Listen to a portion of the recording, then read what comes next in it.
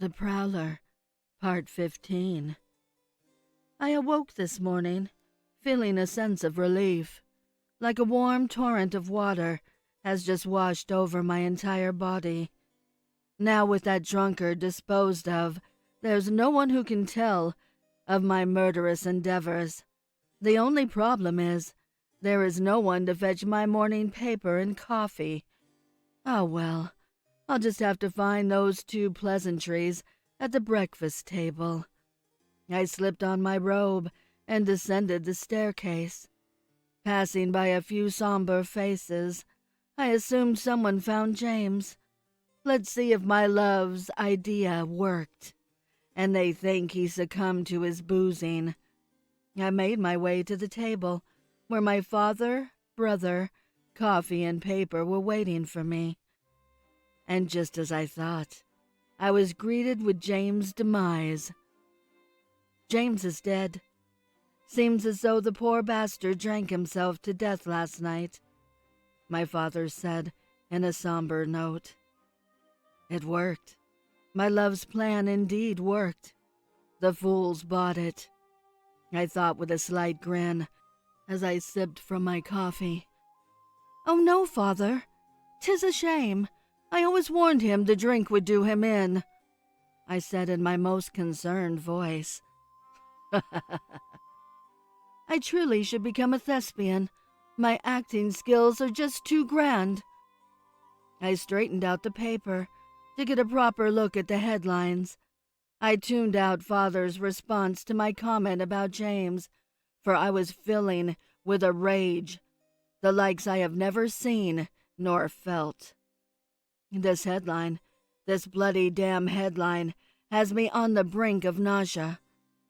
Jack the Ripper strikes again, leaving most gruesome murder yet. Last night, the Ripper of the East End performed his most violent murder to date, with the savage slaying of Mary Kelly, a streetwalker in the Whitechapel district. No witnesses or leads can be reported at this time. The Ripper is still at large. Meanwhile, back on the West End, there is no news to report on the Prowler front, for there was no new victim claimed, thankfully. Until tomorrow, dear readers, stay safe out there. What the hell was that shite I was forced to read? They give my headlines to that poser just because I was absent for one day. And I wasn't even really absent. I helped dispose of that bastard James. Damn it all to hell, not being able to take credit for his death. Oh well, 'tis the price for making it look like an accident.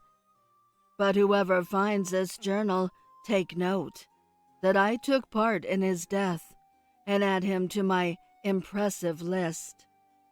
I tried to hide my rage and disgust from Nigel and Father and finished up breakfast.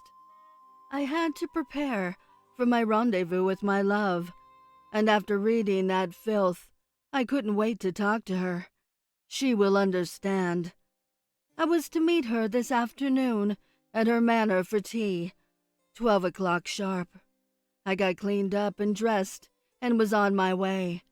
Mr. Lyles drove me until I could find a suitable replacement for James. Before I knew it, we were at the manor. I exited the carriage and made my way inside, where my love was waiting for me, holding the morning paper. I read the article, my love. I'm sure you must be pretty upset, she said concerningly. I knew she would understand, I thought. She truly gets me. Yes, the article angered me very much. I'm tired of this Jack the Ripper bastard stealing my headlines. He must be next on the list. With my upcoming retirement, he can't be left to carry on his murderous ways, I said menacingly. We sat down and had our tea. We conversed for hours about many a topic, her father even stopping in for a few to see how everything was going. Once alone, we began to devise a plan for Jack. We decided it was time to dispose of him Tonight, we would pose as an ordinary couple and walk the alleyways of Whitechapel, luring him in slowly. Then when the moment was right, we would strike. Night was quickly approaching. I changed clothes there, for I brought my Prowler attire with me, in anticipation that we would go tonight. The plan slightly changed, though. My love would pose as a lady of the evening, and I right behind her, acting as if I was looking to buy. The perfect trap. We changed into our proper attires, then headed out to the carriage, where we were driven to the West End by her driver, Bartholomew. There was a chill in the air tonight.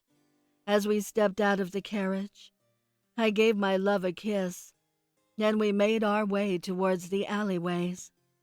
My blade strapped inside my vest, ready for me to strike when the bastard approaches. I'm ready, Jack. A fog began to roll in as we entered the alleyways. My love entered first and stood up against the wall, waiting. I kept a close eye on my love, but once the fog became thicker, I moved in. I walked up to her and pretended to proposition her. We then began to kiss, trying to seem as vulnerable as we could. Then out of nowhere, we heard an eerie whistling. I brought my hand to the handle of the blade and was ready to strike. The whistling grew closer and closer, accompanied by shoes tapping softly on the cobblestone. I could feel my love begin to slightly tense. I gently caressed her arm, letting her know everything was going to be okay. Then a silence, broken by a voice. Well, look what we have here. Such a lovely couple, but sadly, it's time to die, he said with such assuredness. With the sound of his next footstep and my love's startled reaction, I knew he'd just emerged from the shadows and fog. I quickly spun my body and swiped my arm to the left, blade in hand, slashing it across his unsuspecting throat. You're right, Jack. It is time to die. It is Jack, isn't it? I said sarcastically. I heard him gargling on his own blood. I turned to my love and kissed her. Then we both started to laugh. As we both leaned in, however, we were greeted with a devastating shock. The face staring back at me, the notorious Jack the Ripper, was Nigel. My God, my brother, the damn police commissioner of the East End Police Department, is Jack the Ripper. I was stunned. I could not move. I was literally standing there like I was encased in stone. My love jostled me loose, and I snapped too. I placed my poem on his body, and before he died, I called him a dumb bastard. Serves you right. There's only room for one killer in the family.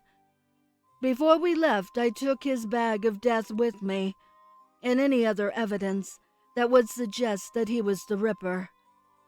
Now it just looked like the police commissioner was murdered. We quickly made our way to the carriage and went back to the manor.